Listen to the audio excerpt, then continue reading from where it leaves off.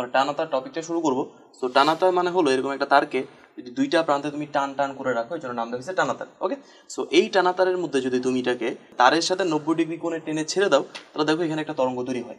একটু ভালো মতো দেখো, এখানে কিন্তু একটা লুপও কিন্তু তৈরি হচ্ছে, তাই না? এই যে লুপটা তৈরি হচ্ছে, সো লুপটা তৈরি হওয়ার অর্থ হলো এই অংশটা কিছুটা বক্রাকার অংশে আছে। ওকে, আবার দেখো এই অংশটা কিছুটা বক্রাকার অংশে আছে যেখানে তরঙ্গটা পাস করে যাচ্ছে, ঠিক আছে? সো আমরা এখন সমীকরণটা তৈরি করব। তার আগে আরেকবার দেখাই, টানা তারকে যদি তুমি একটা টানা তারকে যদি 90 ডিগ্রি কোণে টেনে ছেড়ে দাও, সেখানে কিন্তু একটা তরঙ্গ তৈরি হয়। সো এটাও কিন্তু আমাদের জন্য খুবই ইম্পর্টেন্ট, বিকজ সাউন্ড ওয়েভ মূলত এই টানা তারের মাধ্যমে পাস করে। আমরা কথা বলছিলাম টানাতার দিয়ে, তো টানাতার আমরা অলরেডি দেখাইছি যে কিভাবে ফ্রিকোয়েন্সি তৈরি হয় এখানে এবং একটা তরঙ্গ এখানে পাস করে। সো আমি জিনিসটা একটু চিত্র এঁকে টানাতারের যে ক্যালকুলেশনগুলো ওই ক্যালকুলেশন করার চেষ্টা করতেছি। ওকে, সো দেখো একটা টানাতারকে যদি তুমি টেনে ছেড়ে দাও, টান টান অবস্থায় টানাতারের চিত্রটা কি এরকম হবে না, যেটা আমি যদি দুই পাশে টান টান অবস্থায় রেখে দিই, তাই তো? এখন এই দুই পাশে টান টান অবস্থায় থাকার অর্থ হলো এই দুই পাশে আসলে টেনশন কাজ করতেছে, সেটা হলো এই সুতার টেনশন বা তারের জন্য যে টেনশনটা, সেটা হলো এই দুদিকেই কাজ করতেছে, দুইটা যেহেতু স্তম্ভ। আচ্ছা, এখন এই জিনিসটাকে টেনে ছেড়ে দিয়েছিলাম, এরপর এখানে তরঙ্গ তৈরি হয়েছিল, জিনিসটা আমরা দেখাইছিলাম। তো আমরা ধরে নিচ্ছি যে আপাতত একদম মৌলিকভাবে এখানে একটা লুপ তৈরি হয়। একটা লুপ তৈরি হওয়ার অর্থটা হলো যে এই অংশের মধ্যে টানাটারটা এই পজিশনে আছে, ঠিক আছে? এটা একদম মৌলিক কম্পাঙ্ক আমরা যেটা চিন্তা করতেছি যে একটাই মাত্র লুপ তৈরি হয়েছে। এর চেয়ে বেশিও আসলে লুপ তৈরি হতে পারে। আমি জিনিসগুলো এখানে দেখাই যে এরকমও কিন্তু কন্ডিশনটা হতে পারে যে টানাতারের অবস্থাটা এরকম, তাহলে এখানে কিন্তু লুপ হয়ে গেছে দুইটা। ওকে, এর চেয়ে বেশি লুপও আসলে হতে পারে, সো এরকমও কিন্তু হতে পারে, এটাও টানাতারের একটা কন্ডিশন। এখন প্রশ্ন হতে পারে যে এখানে লুপটা কোথায়। সো আমি শুধু উপরে লিখছি, এই জিনিসটা উপরে লেখার অর্থ হলো বা তারটাকে উপরে দেখানোর অর্থ হলো একটা সময় এটা উপরে থাকলে তার পরবর্তী সময় বা t/2 সময় পর সে কিন্তু নিচে চলে আসবে। সো নিচে যখন আসবে তখন আমি যদি ডট ডট দিয়ে লিখি, তাহলে এই টানাতারের পজিশন কিন্তু দুই জায়গায় হতে পারে। সো দুই জায়গায় যেহেতু হবে, মাঝখানে কালোটা তো হচ্ছে না, সো এই দুইটাকে একসাথে বলা হচ্ছে লুপ। একইভাবে এখানে পজিশনটা যদি আমি দেখাই, তাহলে এখানে দেখো দুইটা লুপ তৈরি হচ্ছে, এখানে তিনটা লুপ তৈরি হচ্ছে। তো এরকম দুইটা তিনটা চারটা অসংখ্য লুপ তৈরি হতে পারে, বাট আমরা একদম প্রথমে যে কেসটা স্টাডি করবো সেটা হচ্ছে একটা লুপের জন্য, যে একটা লুপের জন্য আসলে ইকুয়েশনগুলো কেমন হবে বা এই ফ্রিকোয়েন্সিটা আমি কিভাবে বের করতে পারি, অথবা এখানে যে তরঙ্গটা ফ্লো করতেছে তার ভেলোসিটি বা কত হতে পারে। আচ্ছা, এখানে দেখো এখানে আসলে তারটার ইনিশিয়াল পজিশন ছিল 1, মানে এখানে তারটা ছিল, এরপর আমি যখন টেনে ছেড়ে দিছি পজিশন এখন 2 এবং 3 এর মধ্যে ফ্লাকচুয়েট করতেছে, একবার 2-তে থাকতেছে একবার 3-তে থাকতেছে। সো যখন 2-তে ছিল এখানে আমি কিন্তু তোমাদেরকে দেখাইছিলাম যে একটা টেনশন কাজ করতেছিল এই টানের উপর। সো এই টেনশন তো অবশ্যই এখনো আছে। সো একদম ম্যাক্সিমাম বিন্দুতে টেনশনটা আসলে কোন দিকে হবে? টেনশনটা হলো ওই দিকে। যদি আমি একটা লম্ব আঁকি, তারের উপর যদি লম্ব আঁকি এই বিন্দুতে, তাহলে টেনশনটা হবে ওই দিকে। ওকে, সো একইভাবে এদিকেও একটা টেনশন কাজ করতেছে অবশ্যই। সো যেহেতু আমি তারের মধ্যে কোনো কিছু চেঞ্জ করি নাই বা তারের মধ্যে কোনো গিট্টু নাই, সেম তার, সো অবশ্যই দুই দিকে টেনশনের মানটা কিন্তু সমান হচ্ছে। ওকে, আচ্ছা, এখন এই টেনশনটাকে যদি আমি দুটো উপাংশে ভাগ করি, একটা হলো ভূমির দিকে, একটা হলো লম্ব দিকে। সো এখন আসলে ডিপেন্ড করতেছে তুমি কোনটাকে অ্যাঙ্গেল ধরো। তুমি যদি এটাকে থিটা ধরো, তাহলে এই অংশের নাম হবে টি কস থিটা এবং এই অংশের নাম হবে টি সাইন থিটা। এটা বুঝতে পারতেছেন আপনারা? আমি এটাকে থিটা না ধরলে এখানেও অ্যাঙ্গেল ধরতে পারতাম, তখন আসলে cos theta sine theta change হয়ে যেত। যাই হোক, আমি ধরে নিচ্ছি যে টি এর সাথে এই ভূমির উপাংশ যেটা, সেটা আসলে থিটা, তাহলে উপরের অংশটা হবে টি কস থিটা এবং এই উপাংশের নাম হবে টি সাইন থিটা। একইভাবে তুমি কিন্তু এই টি কেও দুই ভাগে ভাগ করতে পারো এবং অবশ্যই এদিকে যদি উপাংশটা নাও, এই কোণটাও কিন্তু থিটা হবে, বুঝতে পারতেছো? টি এর মানটা সেম, ম্যাক্সিমাম বিন্দু এই পাশে যতটুকু অংশ আছে ওই পাশে সেম অংশ আছে, তাহলে অ্যাঙ্গেলটা অবশ্যই সমান হবে। তাহলে এদিকেও একটা টি কস থিটা থাকবে এবং নিচের দিকে যেটা থাকবে সেটা হলো টি সাইন থিটা। তাহলে টি সাইন থিটা আগে একটা ছিল, এখন আরেকটা টি সাইন থিটা আসছে। তো টোটাল নিচের দিকে যে ফোর্সটা কাজ হচ্ছে সেটা আসলে 2t সাইন থিটা, ঠিক আছে? আচ্ছা, দেখো এই টি কস থিটা এবং এই টি কস থিটা অপোজিট ডিরেকশনে কাজ করতেছে। সো দুইটা ফোর্স যারা সমান, এটা আসলে টান বল, এই দুইটা ফোর্স যদি সমান হয় এবং অপোজিট ডিরেকশনে কাজ করে, তারা কিন্তু ব্যালেন্স হয়ে যাবে। সো ব্যালেন্স হয়ে গেলে তাদের কোনো ইম্প্যাক্ট আমরা এই তারের উপর দেখবো না। সো আমরা জিনিসটাকে নালিফাই করে ফেলছি বা এখান থেকে ক্যান্সেল করে দিছি। বাকি থাকলো কি 2t সাইন থিটা, এবং 2t সাইন থিটা দেখো কোন দিকে কাজ করতেছে? সেন্টারের দিকে। সেন্টারের দিকে যে ফোর্সটা কাজ করে তাকে আমরা বলি কেন্দ্রমুখী বল, অর্থাৎ এখানে যে কেন্দ্রমুখী বলটা কাজ করতেছে সেটা হলো 2t সাইন থিটা। আসলে এই জিনিসটা বুঝতে পারছো?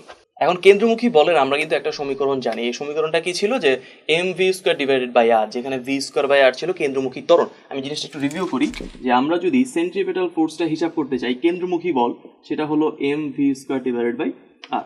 m হলো যেখানে ভর, v হলো ভেলোসিটি, কত ভেলোসিটি বস্তুটা ঘুরতেছিল, এবং r হলো সেন্টার থেকে দূরত্বটা কত বা ব্যাসার্ধ বলতে পারো, যে বৃত্তাকার পথের ব্যাসার্ধ কত। সো এইখানে যে অংশটা আসলে এখানে বাঁকা হয়ে গেছে বা টোটাল তারটাই যদি আসলে বৃত্তাকার অংশে থাকে দ্যাটস ভেরি গুড। যদি না থাকে তাহলে যে অংশটা বাঁকা আছে বা বৃত্তাকার অংশে আছে আমরা শুধু তাকেই ক্যালকুলেট করব। যদি টোটাল তারটা বৃত্তাকার অংশে থাকে বা বাঁকা হয়ে থাকে তাহলে আমি টোটালটাকে ক্যালকুলেট করবো, আর যদি পুরোটা না থাকে তাহলে যে অংশটা বাঁকা হয়ে আছে বা বৃত্তাকার অংশ আছে আমি শুধু তাকে ক্যালকুলেট করবো। ওকে, সো আমি ধরে নিচ্ছি যে এখানে আসলে পুরোটাই একটা বৃত্তের অংশ। সো টোটালটা মিলে এই সেন্টার অবশ্যই একটা কোণ তৈরি করবে, এই কোণটা আমাকে জানতে হবে। তো আমি যদি লম্বটা টেনে কমপ্লিট করি তাহলে এই যে কোণটা তৈরি হয়েছে দেখা যাচ্ছে এখানে লাল দিয়ে আমি দেখাচ্ছি, এই কোণের মানটা কিন্তু আমাদের অবশ্যই জানতে হবে। এই কোণের মানটা আমরা কিভাবে বের করবো? দেখো এই কোণটা যদি হয় থিটা, এই কোণটা কিন্তু আমাদের 90 মাইনাস থিটা, রাইট? আমাকে জানতে হবে এই কোণটা কত। সো এই একটা কোণ যদি থিটা হয় এই কোণটাও কিন্তু থিটা। ওকে, সো আমার টোটাল দরকার হলো এই পুরোটাকে তখন আমি বলবো 2 থিটা, কারণ প্রত্যেকটা অংশ আসলে থিটা করে। সো টোটাল হবে 2 থিটা। এখন এই তারটা কেন্দ্রের সাথে কত ডিগ্রি কোণ তৈরি করছে সেটা কিন্তু আমি অলরেডি জানি, দ্যাট ইজ 2 থিটা। আচ্ছা, এখন আমাকে জানতে হবে যে এখানে কতটুকু কেন্দ্রমুখী বল কাজ করতেছে, that is mv square divided by r। আচ্ছা, ভালো কথা, এটাকে আরেকভাবে লেখা যায় যে m omega square into r। এটা আসলে বুঝতে পারতেছেন, ভি হলো যে এখানে রৈখিক বেগ এবং ওমেগাটা হলো কৌণিক বেগ, দুইভাবে রিপ্রেজেন্ট করা যায়। সো তুমি দুইভাবেই করতে পারবা, দুইভাবে আসলে রেজাল্টটা সেম আসবে। সো আমাদের জন্য আসলে বেটার হয় যদি ভি অপশনে রাখি, কারণ আমরা যে তরঙ্গটা ফ্লো করতেছে আমরা চাচ্ছি তরঙ্গের ভেলোসিটিটা কত। সেখানে আসলে বেস্ট অপশন হলো যে তুমি যদি m v square divided by r আকারে রেখে দাও। আচ্ছা, এখন কিছু ক্যালকুলেশন করবো। ক্যালকুলেশন হলো যে আমাকে তো আসলে ভরটা জানতে হবে, এই তারের ভরটা কত। সো আমি ধরে নিচ্ছি এই তারের একক দৈর্ঘ্যের ভর হলো মিউ। জিনিসটা একটু মনে রাখবেন যে মিউটা আমি ধরতেছি সেটা হলো প্রতি একক দৈর্ঘ্যের ভর। সো প্রতি একক দৈর্ঘ্যের ভর যদি মিউ হয় এবং তারটার দৈর্ঘ্য যদি হয় বি, তাহলে টোটাল ভর হবে বি ইন্টু মিউ। তারটার দৈর্ঘ্য যদি হয় এল তাহলে এল ইন্টু মিউ। আসলে জিনিসটা বুঝতে পারতেছেন? আমি ধরতেছি যে এই তারের দৈর্ঘ্য সমান সমান এল। তারের দৈর্ঘ্য বলতে আসলে বোঝাচ্ছে এখানে যে অংশটা বৃত্তাকার অংশের সাথে কানেক্টেড, মানে যে পার্টটা একটা বৃত্তের মতো করে অংশ আছে বা বৃত্তের চাপ যেটা। ওকে, সো ওর অংশ ধরতেছি আমি এল, তাহলে ওই এল অংশের যে ভরটা সেটা হবে যে মিউ ইন্টু এল, কারণ মিউ হলো একক দৈর্ঘ্যের ভর, তার সাথে দৈর্ঘ্যটা গুণ করে দিছি। তো এখানে যে এমটা ছিল, এম এর পরিবর্তে আমি আসলে কত লিখবো যে মিউ ইন্টু এল। মিউ হলো যেখানে একক দৈর্ঘ্যের ভর। আচ্ছা, এখন আমাদের কাজ মোটামুটি শেষ। আমরা আসলে এখন ব্যালেন্স করবো, দুই পাশে ব্যালেন্স করে মানটা বের করবো। তো ব্যালেন্স করার জন্য আমি চিত্রটা আসলে মুছে ফেলি, চিত্রটা আমাদের আর লাগবে না। আমরা জানতাম যে এখানে যে কেন্দ্রমুখী বল ছিল সেটা হলো 2t sin থিটা। এটা হলো কেন্দ্রমুখী বলের যোগান দিচ্ছিল, এবং কেন্দ্রমুখী বলের যে ফর্মুলাটা ছিল সেটা হলো mv square divided by r। So আমি মানটা বসাই দিই যে mv square divided by r। ভালো কথা, এখানে থাকবে 2t sin theta. 2t sin theta equal to m। m এর পরিবর্তে আমি এখানে বসাবো যে mu into l। So mu into l v square divided by r। এই আরটা আসলে কি? এই আরটা হলো সেন্টার থেকে দূরত্বটা কত। তো সেন্টার থেকে দূরত্ব কিভাবে বের করবেন আপনি? তো এখন দেখো আমাদের আসলে আর এর মানটা দরকার। আর এর মানটা কি? আর হলো সেন্টার থেকে দূরত্বটা কত। তো সেন্টার থেকে যে রেডিয়াসটা সেটা বের করার জন্য তোমাকে হলো এই দৈর্ঘ্যটাও জানতে হবে এবং এখানে যে ট্রু থিটা যেটা আছে সেটাও জানতে হবে। তো আমরা জানি যে এখানে যে এস বা বৃত্তচাপের দৈর্ঘ্য সেটা আসলে তারের দৈর্ঘ্যটাই ছিল, এবং যে অ্যাঙ্গেলটা তৈরি হয়েছিল, কোনটা তৈরি করছিল সেন্টারের সাথে, সেটা ছিল ট্রু থিটা। তাহলে আমরা একটা সূত্র জানতাম যে বৃত্তচাপের যে দৈর্ঘ্য সেটা হলো আর ইন্টু যে কোণটা তৈরি হয়। কোণ এখানে তৈরি হয়েছে 2 থিটা, আমি কিন্তু এখানে অবশ্যই 2 থিটা বসাবো, অবশ্যই থিটা না, থিটা বসালে কিন্তু আনসারটা ভুল হবে। ওকে, তাহলে আমি আর এর পরিবর্তে এখানে লিখতে পারি যে s divided by 2 theta equal to r, যেখানে এসটা হলো ওই তারের দৈর্ঘ্য। তাহলে এস এর পরিবর্তে কিন্তু আমি শুধু এল কে রিপ্রেজেন্ট করতে পারি। তো দেখো আর এর পরিবর্তে আমি কি লিখবো? s বাই 2 থিটা, এস হলো তারের দৈর্ঘ্য, তার পরিবর্তে আমি শুধু এল লিখবো ডিভাইডেড বাই 2 থিটা। ঠিক আছে, বুঝে গেছে? আচ্ছা, এখন এই এল দুইটা যদি এখন কেটে দিই তাহলে আমাদের যা থাকতেছে সেটা হলো 2t sin theta equal two mu V square into 2 theta. আচ্ছা, এখন একটু তোমাদের বলে রাখি, এখানে যে কোণটা তৈরি হয় যদিও দেখতে এটা অনেক বড় মনে হচ্ছে, বাট এত বড় কোণ আসলে তৈরি হয় না। তোমরা তারটা দেখছো, আমি যদি একটা সোজা তারকে টেনে ছেড়ে দিই এটা কখনো এতটুকু ব্যান্ড তৈরি করবে না, এত বেশি ব্যান্ড তৈরি করা সম্ভব না। বিকজ এত বেশি ব্যান্ড তৈরি করার জন্য যে এক্সট্রা দৈর্ঘ্যটা বৃদ্ধি করতে হবে, ওই পরিমাণ ফোর্স যদি আমি তারের উপর দিই তারটা আসলে ছিঁড়ে যাবে। সো এত বেশি কোণ আসলে তৈরি হয় না, বাট রেদার এটা খুবই ছোট একটা কোণ তৈরি করে, যে কোণের মানটা অলমোস্ট 3-4 ডিগ্রি বা তার থেকে কম হতে পারে। ওকে, সো 4 ডিগ্রি থেকে যদি কম হয় সাইন থিটাকে কিন্তু শুধু থিটা আকারে রিপ্লেস করা যায়। জিনিসটা আরেকবার বলি, আমি এখানে যে কোণটা দেখাচ্ছিলাম এত বড় কোণ তৈরি হবে না, কারণ এত বড় কোণ তৈরি করার জন্য তার যে দৈর্ঘ্যটা বৃদ্ধি করতে হবে ওই পরিমাণ ফোর্স দিলে এটা অসহ বলের উপরে চলে যায়, তারটা কিন্তু ছিঁড়ে যাবে। সো আমরা তারটা কিন্তু ছিঁড়তে যাচ্ছি না, তারটাকে একদম অক্ষত রাখতে হবে, যার জন্য এই ফোর্সটা দিতে হবে কম। ফোর্স কম যদি দাও তোমাদের থিটার মানটা খুবই ছোট হবে, 3-4 ডিগ্রি বা 5 ডিগ্রির মতো। সো থিটার মান যদি 4-5-এর কাছাকাছি থাকে আমরা সাইন থিটাকে শুধু থিটাতে রিপ্রেজেন্ট করতে পারি। তাহলে এখানে লিখবো আমি 2t শুধু theta mu V square 2 theta. তাহলে দেখো ক্যালকুলেশনটা একটু সহজ হচ্ছে, যেখানে 2 থিটা ছিল এখানেও 2 থিটা আছে। তাহলে এই দুইটাকে আমি যদি ক্যান্সেল করে দিই লাস্ট পর্যন্ত কি থাকলো, যে এখানে যে টেনশনটা ছিল সেটা হলো মিউ ইন্টু ভি স্কয়ার। আমাদের দরকার ছিল এই তারের মধ্যে যে তরঙ্গটা তৈরি হয়েছে ওই তরঙ্গের বেগটা কত। তরঙ্গের বেগটা কিন্তু আসলে এখানে ভি। সো যদি তোমাকে ভি এর মানটা বের করতে হয় তাহলে তুমি কিন্তু লিখতে পারবা যে ভি এর মান হলো টি কে ভাগ করতে হবে মিউ দিয়ে, এবং যেহেতু ভি স্কোয়ার আছে তাহলে রুট করতে হবে, তাহলে ভি এর মান হবে root over T by mu.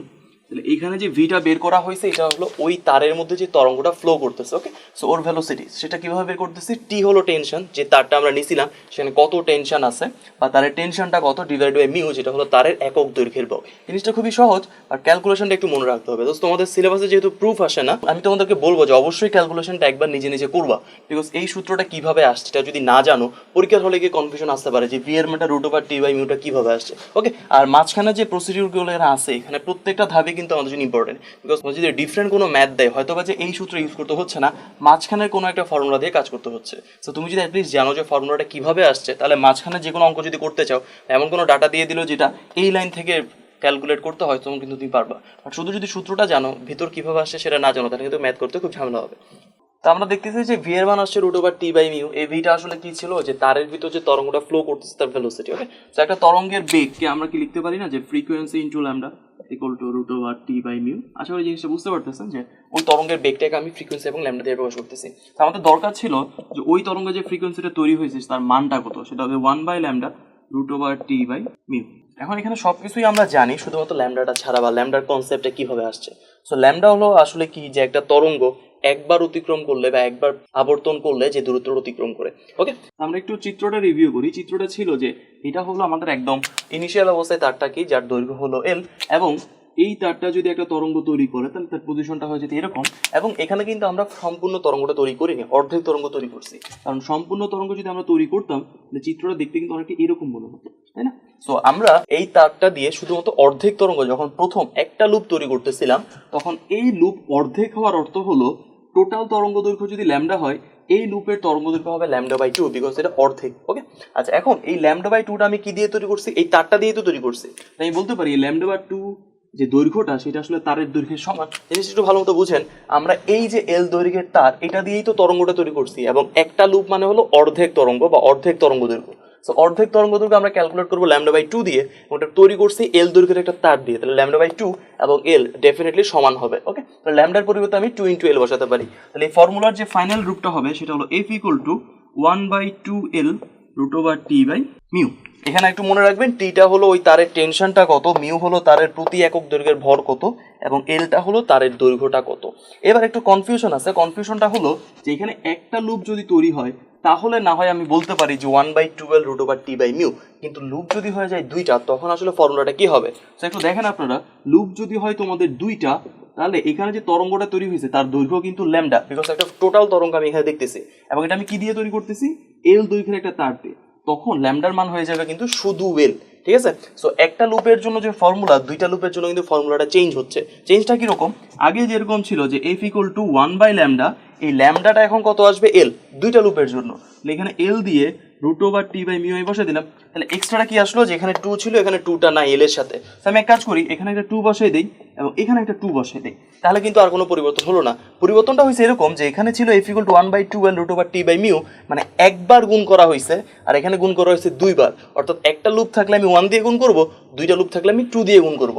So final যে ফর্মুলাটা হবে সেটা তোমরা এইভাবে মনে রাখবা যে n by 2l root over T by mu, যেখানে n দিয়ে আমি বুঝাচ্ছি লুপ সংখ্যা। একটা লুপ হলো তোমাদের বইয়ের জন্য, যেটা তোমাদের বইয়ে আসলে একটা লুপ দিয়ে করে দেওয়া হয়েছে, বাট দুইটা বা তিনটা লুপ যদি তৈরি হয় তখন কিন্তু তুমি 1 বাই 2l ইউজ করলে ফর্মুলাটা ভুল হবে। সো তুমি অবশ্যই F equal to n by 12 root over T by mu use করবা, যেখানে n দিয়ে বুঝাচ্ছে এখানে কতগুলো লুপ তৈরি হয়েছে। প্রত্যেকটা লুপ ল্যামডা বাই 2 পরিমাণ দৈর্ঘ্য দরকার হয়।